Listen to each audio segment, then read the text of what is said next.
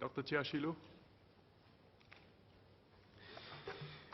Mr. Deputy Speaker, sir, Singapore has been described by many as having the toughest laws against the misuse of drugs in the world. And we continue to be unrelenting in our fight against drugs in the global environment, which seems to be going in the opposite direction, becoming more liberal towards drugs, with more countries considering or already implementing drug decriminalization. Singaporeans are travel addicts and have access to information and news from all over the world. It is inevitable that we compare our nation with other regimes, particularly the West. In fact, for many of us who fly into Singapore, we're often given the announcement in no uncertain terms that Singapore has very harsh penalties against drug offences. So in this respect, some of us may ask, are drug laws too antiquated, too draconian? Now, as a doctor, I cannot emphasize enough the damage illicit drugs can wreak upon one's body, much of which is irreversible.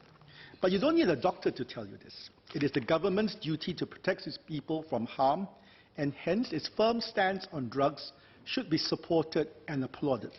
Our traditional position has been to set firm and harsh penalties for those involved in drugs to serve as a deterrent.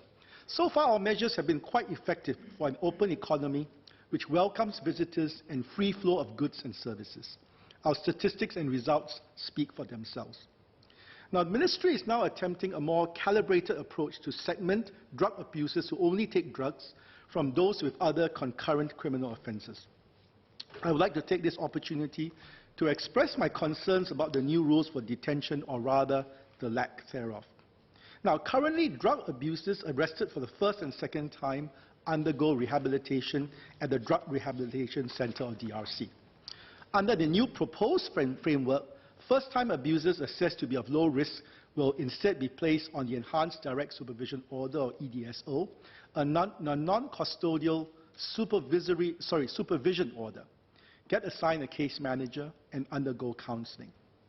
Only first-time abusers with moderate or high risk of further abuse, as well as those arrested for the second time and above, will go through programs of varying degrees of intensity and durations at the DRC.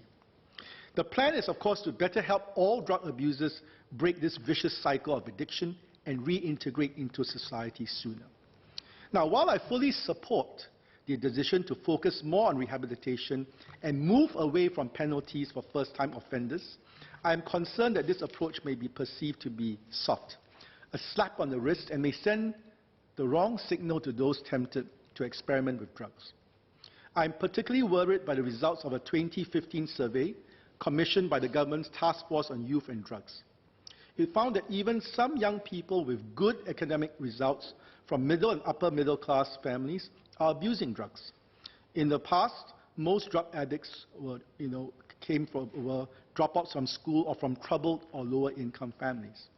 We also have anecdotal feedback from the CNB and lawyers who observe more use of both genders across wider income and education spectrums testing positive for drugs after returning from overseas trips or studies. If they perceive that they would be treated more leniently because they are first offenders, wouldn't they perhaps be more open to trying out drugs? Would harsher penalties such as detention be more effective deterrents so they do not get started on drugs at all? I do support this more calibrated approach in principle and welcome the increased focus on rehabilitation for drug offenders. I would like to seek the Minister's assurances that these amendments still signal a firm approach towards drug abuse. Finally, I would like to ask the Minister if he could elaborate on appeals processes for those charged with drug offences. I support the bill. Thank you.